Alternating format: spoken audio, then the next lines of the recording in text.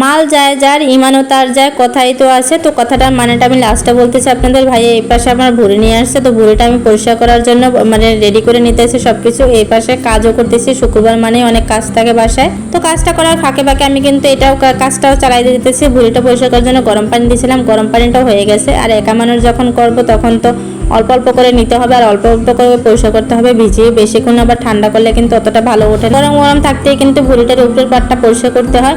তো পরিষ্কার করার জন্য আমি চেক করে দেখতেছিলাম যে আসলে পরিষ্কার মানে হয়েছে কিনা। তো এদিকে আমার একটা ঘটনা ঘটছে আজকে, যে আমি ভিডিওটা যতবারই করতে যাই ততবারই কিন্তু আমার ভিডিও থেকে স্ট্যান্ড থেকে মোবাইলটা পড়ে যায়, কি একটা অবস্থা জানে না। তারপর হাতে তো কি একটা গন্ধ, ভুঁড়িতে কিন্তু একটা এক্সট্রা একটা গন্ধ থাকে, মানে একটা বাজে।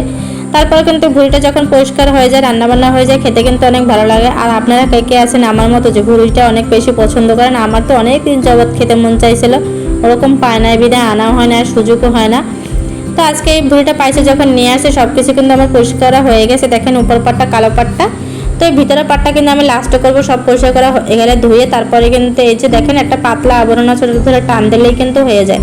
আবার অনেকে দেখায় যে না চুন দিয়ে দিলে কিন্তু পরিষ্কার হয়ে যায় তাড়াতাড়ি। আসলে আমি ভুঁড়িটা টাকা দিয়ে কিনে আনছি, তারপরেও কেন আমি আবার ভুঁড়িটাকে পরিষ্কার করার জন্য চুন ব্যবহার করবো বলেন? আর চুন ব্যবহার করলে কিন্তু অতটা পরিষ্কার মানে হয়, কিন্তু খেতে ভালো লাগে না। তো একটু কষ্ট করলে যখন আমি ভুঁড়িটা একদম প্রাকৃতিকভাবে পরিষ্কার করতে পারতেছি, তাহলে আমার চুন দেওয়ার কী দরকার বলেন? দেখেন আমার ভুঁড়িটা কিন্তু চারপাশটা পরিষ্কার হয়ে গেছে একদম সুন্দর করে। আর আমি অনেক ভিডিও ক্লিপই নিতে পারি না, কারণ আমার হাতে নোংরা, মোবাইলটা বারবার ধরলে কিন্তু বন্ধ হয়ে যাবে।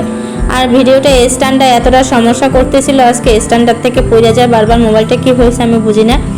দেখেন সব কিছু কিন্তু আমার এটা পরিষ্কার করতে কিন্তু অনেকটা সময় লাগছে, ভিডিওতে দেখা যায় কিন্তু অল্প একটু সময়। দেখেন আমি কিন্তু কাটারে মানে ক্লিপটা নিতে পারি না, রাগ করে নিয়ে নেই, কেননা আমার মোবাইলটা এতটা সমস্যা করছে, আজকে স্ট্যান্ডে থাকতেই চায় নাই।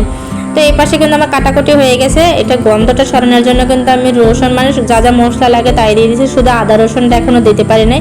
এটা মেখে আমি কিন্তু হাত দিয়ে মানে এটি করে পরিষ্কার হয়ে গোসল করে নেব, কেন এতটা বাজে গন্ধ আমার শরীর থেকে আসতেছিল। তো এটা পরিষ্কার সুন্দর করে মেখে নিয়েছি, মেখে নিয়ে রেখে দেবো, কিন্তু গন্ধটা আসবে না। এটা কিন্তু আমি জাল দেবো, জাল দেওয়ার পরে কিন্তু আমি মানে ছোটো ছোটো মানে আমার যতটুকু খেতে লাগবে ওটুকু একটা মানে পলি করে ফ্রিজে রেখে দেবো, তখন বের করে রান্না করে খেয়ে নেবো।